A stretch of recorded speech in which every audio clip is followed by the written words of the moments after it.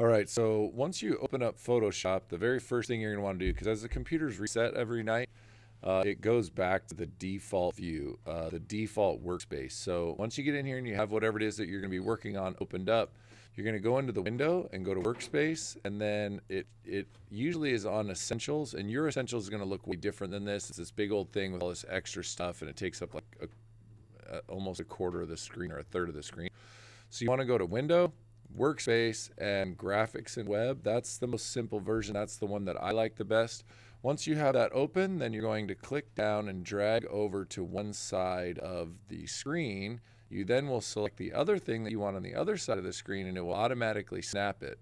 You can then take and use your mouse right here in the middle to slide it over to make that smaller, so that if you had your PDF here from whatever it is that you're working on,